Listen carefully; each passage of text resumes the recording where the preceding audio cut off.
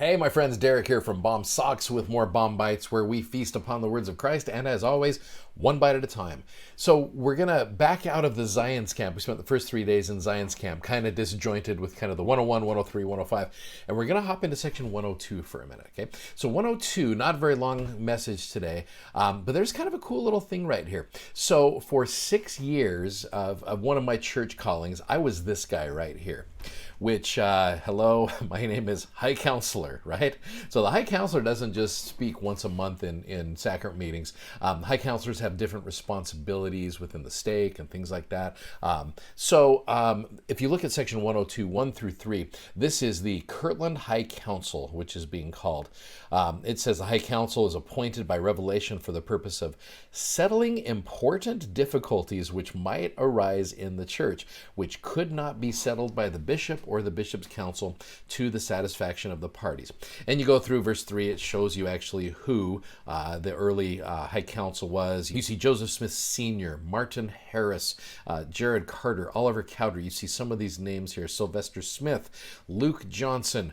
These are individuals called upon to be the High Counselors. So a High Council is appointed by revelation to settle important difficulties that arise in the church. Well, what kind of important difficulties? The true to the faith, it says the most serious transgressions, such as serious violations of civil law, spouse abuse, child abuse, adultery, fornication, rape, incest, often require formal church discipline. So what I would invite you to do, and this section actually goes through and shows you the logistics of how to set up back then what was known as a church disciplinary council. So when someone would bring a situation that they weren't able to resolve with the bishop, they come in and they resolve that with the stake, the High Council. And whenever we held, back in the day, it was called a disciplinary council. Now they are called church membership councils, which I think that's appropriate. That's very appropriate. It's a membership council. Discipline, I mean, you think of the word discipline, it means like, almost seems like punishment. When the reality of discipline is you're trying to help someone become a disciple. That's the root of discipline, is disciple. And so the whole purpose of this is to help someone come back into the presence of Jesus Christ if they have fallen away from that. It's interesting, this section goes through and it even kind of shows you, in fact, let me show you kind of an overview of maybe what a High Council room would look like. In fact, when I was on the High Council, my last stake, my stake president would take us to section 102 and he would teach us these principles. So here you've got the whole lineup right here. You got the stake president there with counselors, you got a clerk over there, and you've got the 1, 3, 5, 7, and 9, 11 over here, and you got the 2, 4, 6, 8, 10, and 12 over here.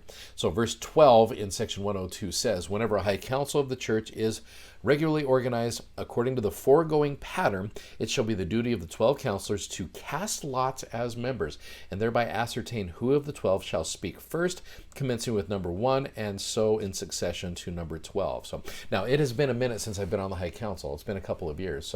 But from what I understand, that is still exactly what is done when you are doing a church membership council. You've got those who are to speak on behalf of the individual, and then you've got those who are to speak on behalf of the church.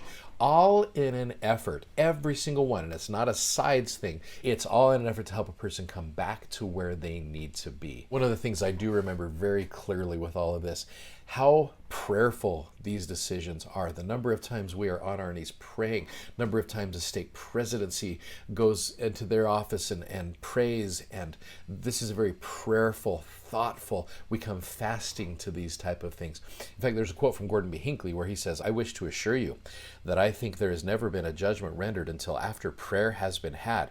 Action against a member is too serious a matter to result from the judgment of men alone, and particularly of one man alone. There must be guidance of the Spirit, earnestly sought for and then followed if there is to be justice. One of the things I would invite you to do is go into the church handbook. Okay, and in fact, I'll show you kind of how to roll through this. So you actually go to your main gospel library right here, and you go to handbooks and callings. And with handbooks and callings, you can go right to general handbook. And one of the things it'll do, you can go all the way down to number 32 here where it says repentance and church membership councils.